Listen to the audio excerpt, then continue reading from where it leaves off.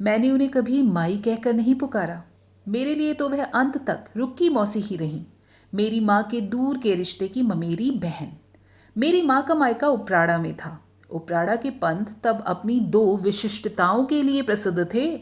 एक तो खड़ग के धार सी उद्यत नासिका और दूसरा उनका क्रोध। तब इसलिए कह रही हूं क्योंकि अब तो कुमाऊं का संपूर्ण भूगोल ही बदल गया है। हृदयहीन पेड़ों के कटाव ने जहां कुमाऊं की रत्न गर्भा वन संपदा के कोष को रिक्त कर दिया है, वहीं पर विभिन्न प्रदेशों की संस्कृति एवं अंतर्जातीय विवाहों ने कुमाऊं की सुदर्शन नस्ल को ही आपाद मस्तक बदल दिया है। रुक्की मौसी के पिता पेशे से थानेदार थे, उस पर उपराड़ा के पंथ एकदम नीम चढ़ी गिलोय। उन दिनों की थानेदारी आज के मंत्री पद से कुछ कम नहीं होती थी। लाल रेशमी झब्बेदार पगड़ी, जिसका झब्बा उनकी गर्दन इधर उधर फेरे जाने पर नृत्यरत मयूर के पंखों सा फैल जाता। ठसकेदार वर्दी पर चमचमाते पीतल के बटन, जिन्हें रुक्की मौसी पहाड़ी नींबू रगड़ रगड़ कर नित्य चमकाती रहती, और चक्की के पाट सी चौड़ी छाती का अर्धांश घेरे कारतूसों की पेटी, हाथ में सरपणी की चिरी जन्ना सा लपलपाता हंटर। वे थाने से घर आते तो मौसी को सांप सूंघ जाता। उनकी घनी काली पृष्ठ मूछें पर्शियन बिल्ली सी ही मखमली लगती। रुक्की मौसी की परिहास रसिकता गजब की थी। वर्षों पूर्व थानेदार की वह पति परित्यक्ता दुहिता सदा के लिए पिता की आश्रिता बनकर सिसकती द्वार पर खड़ी हो गई थी, तो वयस थी मात्र 14 वर्ष। अभागिनी का एकमात्र अपराध था उसका सांवला रंग। यद्यपि एकदम ही कृष्णवर्णी नहीं थी रुक्की मौसी, उज्ज्वली श्यामश्री गेहुए रंग की ही सीमा में आती थी, किंतु गोरा तो नहीं था ना रंग। कुमाऊं में कन्या के अंगदोष को भी चाहे अनदेखा कर दिया जाए, सांवले रंग को कभी मान्यता नहीं मिलती। फिर भी मौसी का सांवला चेहरा उजली हंसी से सदा दगदगाता रहता। मजाक तो कभी कभी वो ऐसा गरिष्ठ कर बैठती कि साधारण हाजमे वालियों को अपच हो जाता। उन दिनों गुरखा गृहणियों से सीखकर पहाड़ के घरों में भी रंग बिरंगी चौकड़ियों वाले होज बिने जाने लगे थे। मैंने सोचा मैं भी अपने फुटबॉल खिलाड़ी भाई के लिए एक जोड़ा बिन डालूं। रुक्की मौसी ने इस कला में विशेष दक्षता हासिल की थी, तो मैंने उनसे कहा, ए रुक्की मौसी, तुम तो इतना सुंदर अर्गाइल मोजे बनती हो। पीला खाकी और लाल ऊन तो है मेरे पास, थोड़ा काला ऊन दे सकोगी मुझे? मौसी ने गंभीर होकर कहा, दिन भर सब्र कर ले, रात को बाबूजी सो जाएंगे ना, तो उनकी दोनों ओर की मूछें थोड़ी थोड़ी कतर कर रख लूंगी, तो काटने पर 1.5 औंस बढ़िया पश्मी काला ऊन निकल आएगा। रंग एकदम गारंटी फास्ट। रंग सांवला होने पर भी मौसी की देह की गठन अनुपम थी। कभी भी मैंने उन्हें वे सब आंतरिक नन्हे परिधान पहनते नहीं देखा था जिनकी बैसाखियां टेक नारी अपने एक नूर के यौवन को भी 100 नूर का बना लेती है। पूरी बाहों का अल्लम खल्लम ढीला ढाला सलूमा, सपाट काली कन्नी की वे इकलाइयाँ जो तब 10 रुपये जोड़ा आती थीं, किंतु मौसी के छंदमय पद विन्यास में न जाने कैसी मोहनी थी कि मेले में उनके साथ जाती थी तो उन्हें दूर से देखते ही मन चले पहचान लेते और सीटियां बजाने लगते। उनकी मोहक भंगिमा, उनके महिमामय मुख की रेखाएं, आंखों की निर्भीक चावनी, चिबुक की दृढ़ता, भ्रुकुटी के अनोखे तनाव को निकट से देखते ही फिर वे धृष्ट सीटियां बजाने वालों के कंठ गहरव में ही विलीन हो जाती। उस निर्दोष चेहरे में न जाने क्या था कि लगता कोई देव मूर्ति किसी प्राचीन मंदिर के गर्भगृह में खड़ी मानवता के उच्चतम शिखर से अपने मुग्ध मंत्रों को निहार रही है। ऐसा ही अद्भुत व्यक्तित्व था मौसी का कि लगता था किसी प्रसिद्ध चित्रकार की कृति अपने में मानव अस्तित्व की समस्त विडंबना, विषाद, हर्ष, रहस्य एक साथ प्रस्तुत कर रही है। मौसी नारी ही नहीं, नारित्व का अनोखा सनातन नमूना थी। होली में मौसी के लिए विशेष रूप से कठोर नियम थे। सुबह से ही पुत्री के द्वार पर बड़ा सा ताला लटका दिया जाता था। उसके विधुर पिता को असमय ही पत्नी वियोग ने बेहद शक्की बना दिया था। अरे, इससे तो बाबू दूसरी शादी ही कर लेते। ये मत करो, वो मत करो, जोर से मत हंसो, होली में बाहर न निकलो। अब साल भर के त्योहार में भी इस करम जले कपाल में अबीर गुलाल का टीका नहीं लगा तो कब लगेगा? वे रुआंसी होकर कहती। पर नियम तो नियम ही थे।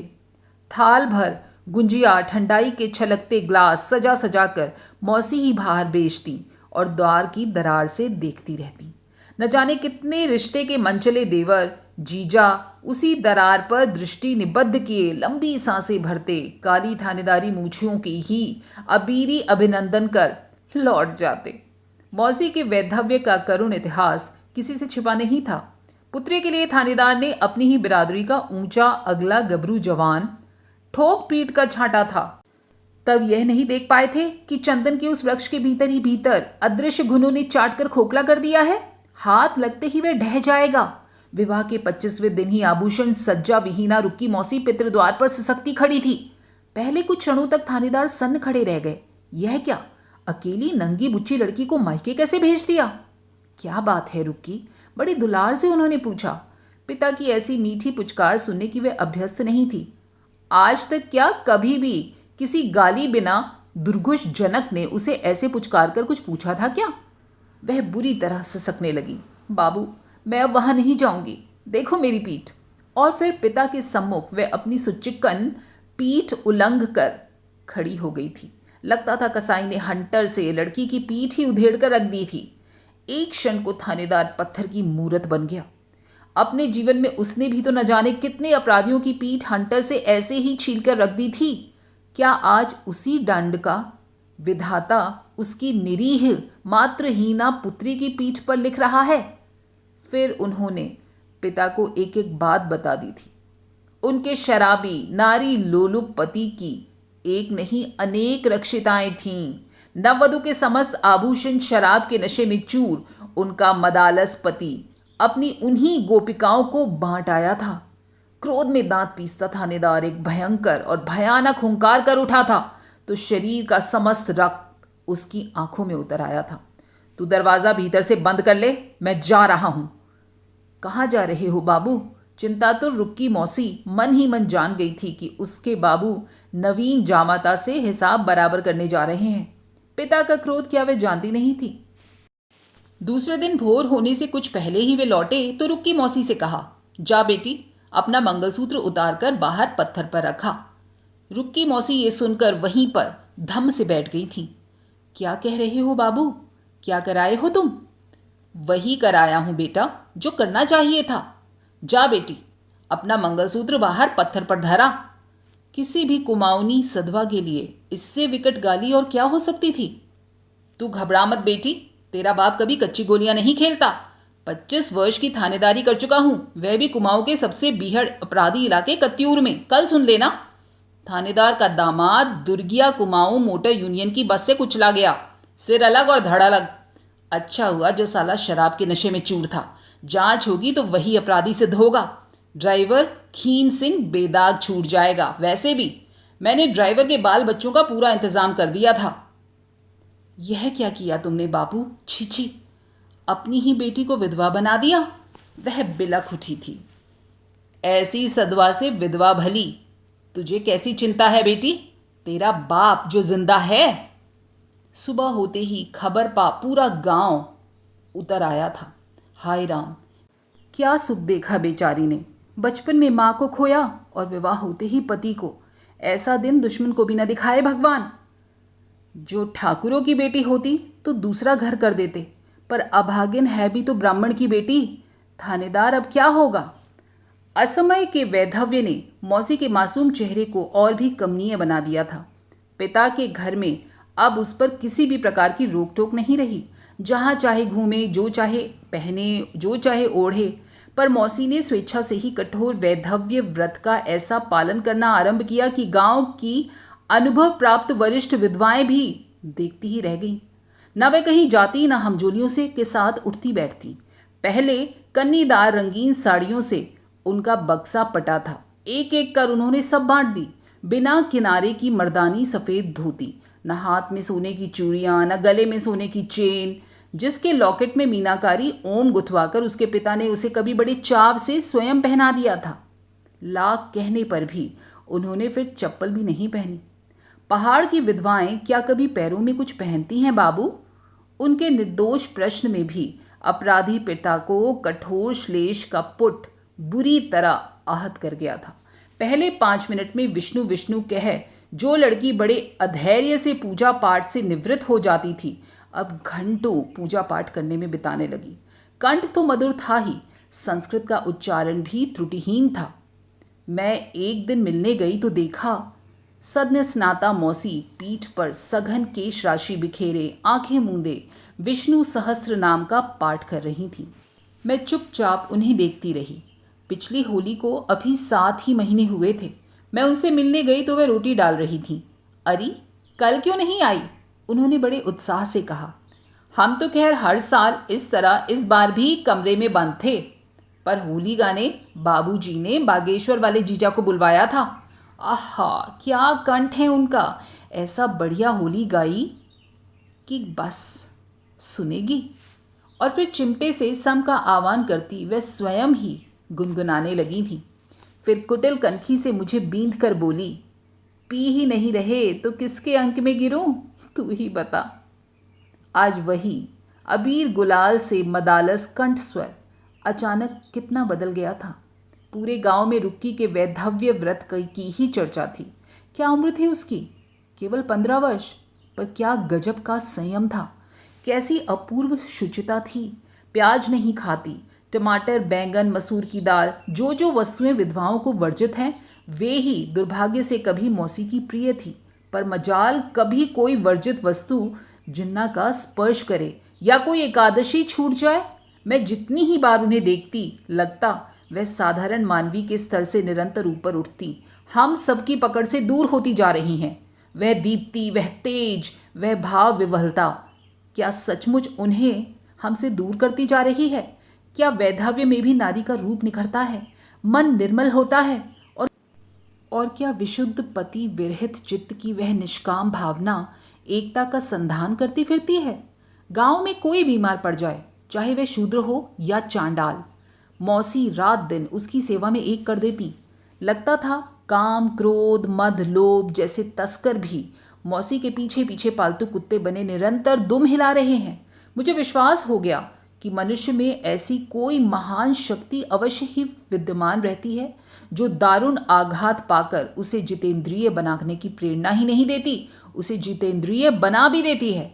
जिस सहजता से उस बालिका के वैधव्य ने उसे विवेकशील प्रौढ़ा बना दिया था, उसे देखकर मैं अवाक रह गई। जीवन के 16 वसंतों में ही उस बित्ते भर की लड़की ने जैसे जीवन का महान सत्य उपलब्ध कर लिया था, त्याग में भी उसे चिरंतन सुख मिल सकता है। किंतु मुझे मौसी के भविष्य के प्रति एक आशंका रह रहकर विचलित करती रहती। जो वास्तविकता है, उसे ऐसी दृढ़मन शक्ति से दबाना क्या मौसी का अभिनय है?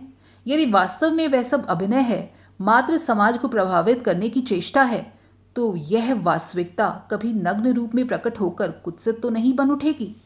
बंधे बंधाए नियम आचार की वाष्प जब तीव्र होकर भटकने लगेगी, तो क्या मौसी के हृदय पात्र पर धरा संयम का ढकना हिल हिल कर गिरने को तत्पर नहीं होगा? कहीं बेचारी मौसी अंतःकरण और बाहरी जगत को एक सूत्र में नहीं बांध पाई तो भयंकर तमोगुण के धुएं में घुट घुट कर मर नहीं जाएगी? उनकी यह पर दुख कातरता, अपार करुणा, कठिन आत्मदान उसे अंत तक स्वयं ही खंडित नहीं कर देगा। 16 वर्ष की उम्र भी कोई उम्र होती है? उस कच्ची वयस में ऐसा वैराग्य, अंत तक निर्वाह कर पाएंगी वह? फिर वर्षों का एक ऐसा अंतराल आया जिसके गहरव में मौसी का पूरा अतीत बह गया। रुक्की मौसी 16 ही वर्षों में चारों धाम कर आई थी, फिर भी मन नहीं भरा। पूर्ण कुंभ का पुण्य लूटने गांव की भीड़ गई तो वह जिद करके उनके साथ हो ली। पूरा कल्प करेंगी वह। किंतु उसी वर्ष मेले के जानलेवा भीड़ के रेले में कुमाऊं के कई धर्म भीरू गांव के गांव विलीन हो गए, और लाख ढूंढने पर भी स्तूपीकृत लाशों के ढेर में मौसी की देह नहीं मिली। मृत्यु जीवन का अपरिहार्य अंग है। फिर थानेदार तो नुची रौंदी पानी में तैरती असंख्य लाशों के पंचनामा का साक्षी रहा था, फिर भी दुखिनी पुत्री की उस अस्वाभाविक अकाल मृत्यु का आघात सहन नहीं कर पाया। एक दिन दिल का ऐसा विकट दौरा पड़ा कि पानी भी नहीं मांगा। फिर 3 वर्ष बाद गांव के लोगों के लिए मर खप गई रुक्की मौसी सहसा एक दिन स्वयं ही प्रकट हो गई। पहले लोगों ने नहीं पहचाना। आए दिन बागेश्वर जोगेश्वर से आई भैरवियां धुनी जमाती रहती थीं, होगी कोई। फिर उनके बागेश्वर वाले विधुर जीजा ने ही उन्हें सबसे पहले पहचान लिया था। पहचानते भी कैसे नहीं? द्वार की दरारों से कभी जिसकी तीखी नाक अधमुंदे द्वार से ही हाथ बढ़ाकर दिए जा रहे चाय के ग्लास पर लगी उंगलियां, कटावदार आंखों में छलक रहे दमित उल्लास की सुस्पष्ट रेखाएं, सभी कुछ तो उनके मन के कैमरे ने उतार कर अपने लेंस में अमिट बनाकर रख लिया था। एक बार डरते डरते उन्होंने रुक्की मौसी के उग्र तेजी पिता से उसे अपना बना लेने का दुस्साहसी प्रस्ताव भी सुनाने की दृष्टता की थी। सुनते हो जमाई? थानेदार की मूछें से ही कांटों सी सतर हो गई थी। पहाड़ का ब्राह्मण एक ही बार कन्यादान करता है, खबरदार जो ऐसे पाप की बात कभी जबान पर भी लाए। बेचारे फिर लुक छिप कर ही अपनी सलोनी साली की छवि निहार कर ही अपनी अतृप्त शुदा का निवारण कर लेते। कभी नदी घाट पर नहाती, कभी छत पर बड़ी मुगौड़ी डाल रही रुक्की मौसी का एक एक नए नक्श उन्हें कंठस्थ हो गया था। किंतु आज तो उनकी वेशभूषा ही निराली थी। गेरुआ रंग की विचित्र मेखला, सिर पर उलझा जटाजूट, उस पर कुटिल भ्रजंगनी किसी लिपटी रुद्राक्ष की माला, कंठ में रंग बिरंगे मूंग तुलसी की अनेक मालाएं और कान फाड़कर लटके भैंसे के सींग के कुंडल। पहले अलख माई भिक्षा दे कह वह परिचित गृहस्थों के द्वार पर खड़ी हुई थी, पर कोई नहीं पहचान पाया। शरीर पहले से कुछ भर गया था। वह अपूर्व यौवन जो पहले नए नए पकड़े गए कोबरा का सा दिखने वाला था, अब फन उठाकर डसने को दौड़ता था। अब भाग्य विधाता ने किसी दक्ष सपेरे के कौशल से कुंडली में लपेट जैसे पुनः गेरुआ मेखला की टोकरी में बंद कर दिया था। उस आकार विहीन ढीली कफनी में एक नहीं 5 रुक्की मौसियां समा सकती थीं। लुभावना उभार न जाने किस जादुई छड़ी से सपाट हो कहाँ खो गया था। ललाट पर भस्म का लेप, उसी के बीच सर्प के उद्वत फन सा बना त्रिपुंड, आंखें और भी तरल होकर कानों तक फैल गई थीं। जय बाबा गोरखनाथ। बीच बीच में क्रुद्ध नागिन किसी मौसी की फुतकार एक पतली सीटी सी बनकर खो जाती। कभी अकारण ही झूमने लगती मौसी। उलझा जटाजूट शिथिल होकर कंधों पर फैल जाता। स्तब्ध भीड़ सहम कर फुसफुसाने लगती। सुना है भीड़ ने जब रौन दिया तो कनफटा जोगियों की जमात इन्हें कंधे पर डाल अपने अखाड़े में उठा ले गई थी। वहीं गुरु महाराज ने दीक्षा दी, वहीं से सिद्धि पाकर हमारे लिए देवी बनकर लौटी हैं। देख नहीं रही हो, साक्षात अंबिका उतरी है माई पर। जय माता, जय जगदम्बा, जय माई। और उसी दिन से रुक्की मौसी माई बन गई, सिद्धि माई। लोगों ने लाख समझाया, माई तुम्हारे पिता का खाली घर भाएं भाएं कर रहा है, ऐसी ठंड है इसी साल, अपने घर में ही धुनी रमाकर चिमटा गाड़ लो माई। पर माई ने एक नहीं सुनी। गला भी न जाने कैसा मोटा मोटा हो गया था। जाओ भाग जाओ सब। कैसा घर, किसका घर? जोगी और सांप का कोई घर नहीं होता। अपने ही घर के पास देवदार के गगनचुंबी वृक्ष के नीचे ही धुनी रमाकर जम गई थी माई, और पूस माघ की बर्फीली हवाओं से निरंतर 6 महीने टक्कर लेती रहीं। अन्न जल कब त्याग चुकी थी पता नहीं, पहले कभी भी त्याग नहीं किया था। अपर्णा बन गई थी माई।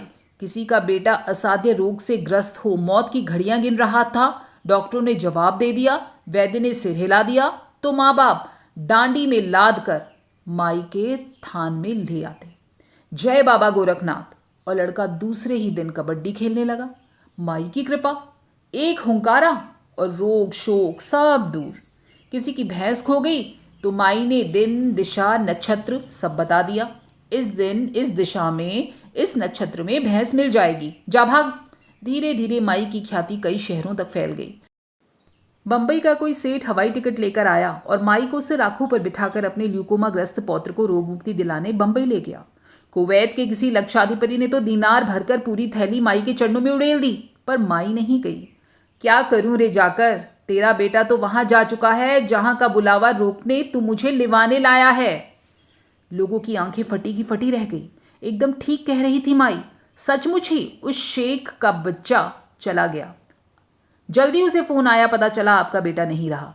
दुर्भाग्य से मैं रुक्की मौसी से तब मिल पाई जब वह स्वयं असाध्य रोग से ग्रसित हो जीवन की अंतिम घड़ियां गिन रही थी।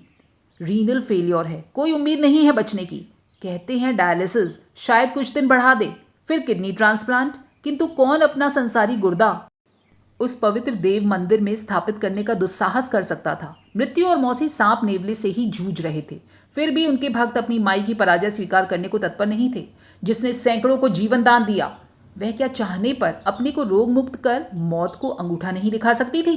अवश्य दिखा सकती है, पर माई हमारी महान है, सिद्ध सिद्ध अवतार। वह इच्छा मृत्यु चाहती है। इसी से हमने कह दिया, तुम सब बाहर बैठो, खबरदार भीतर कोई ना आवे, मुझे शांति चाहिए, तुम सब कीर्तन करती रहो। मैं उसी रामधुन की स्वर लहरी से दामन बचा पिछवाड़े की सुरंग से निशंक होकर भीतर चली गई थी। वह सुरंग जिसके बारे में मैं, रुक्की मौसी और थानेदार ही जानते थे, लेकिन वहां पहुंचकर एक अजीब सी गंध से मेरे नथुने फड़क उठे। क्या ये वही दिव्य सुगंध थी? अगरू केसर चंदन तुलसी की वह सुगंध जो दिव्य विभूतियों के शरीर से स्वतः स्फूर्त होकर उनके संत होने का प्रमाण दे जाती है।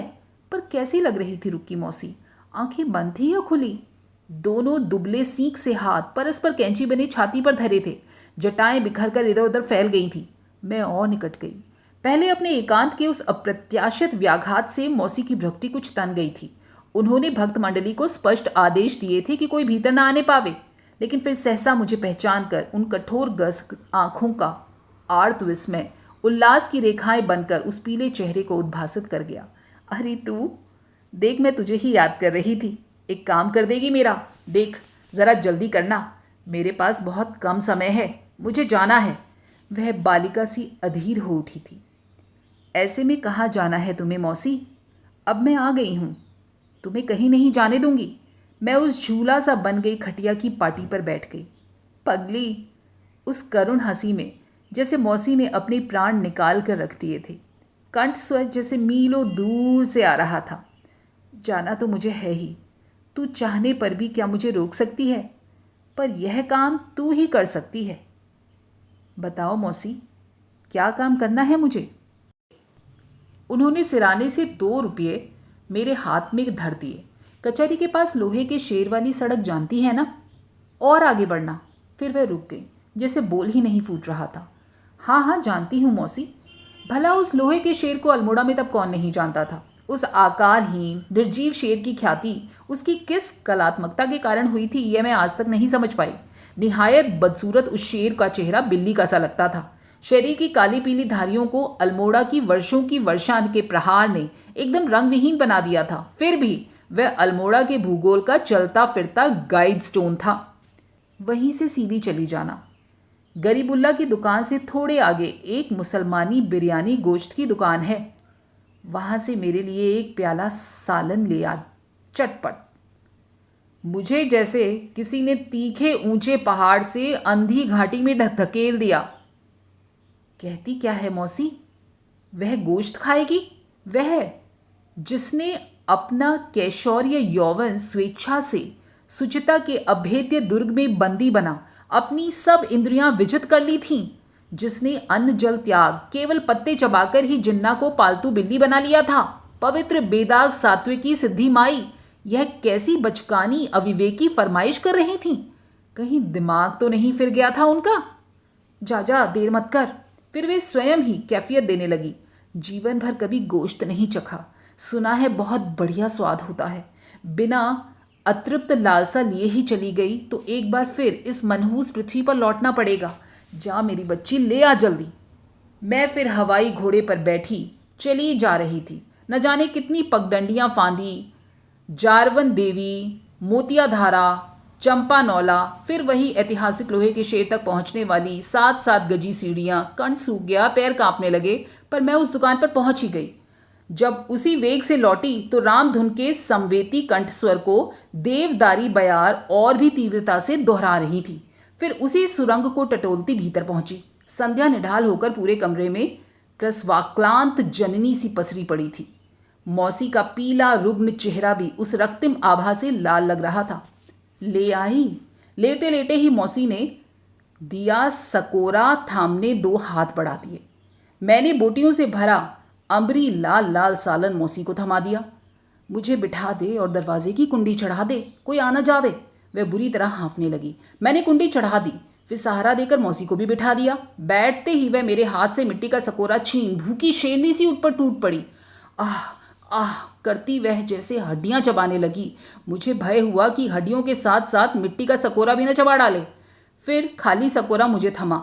वह परम तृप्ति से उंगलियां चाटती निढाल होकर पसर गई। तू लाख बरस की हो। कलेजे में ठंडक पड़ गई। कभी चखा ही नहीं, सुना भर था, आज जान गई। अब एक काम और कर, सामने पिटारा धरा है, उसमें ऊपर से ही मेरी शादी का बनारसी पिछौड़ा धरा हुआ है।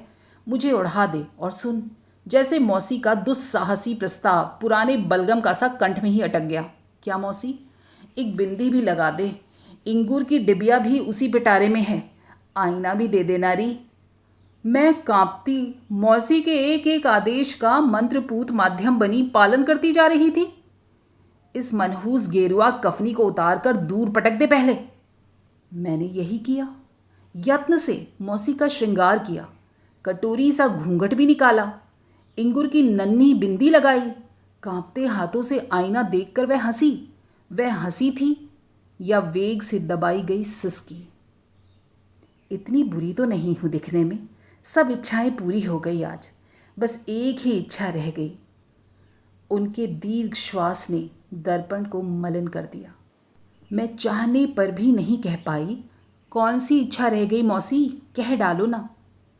पर मैं तो नारी थी, समझ गई कि मौसी की कौन सी इच्छा प्रेत छाया सी बनी उनके साथ ही जाएगी।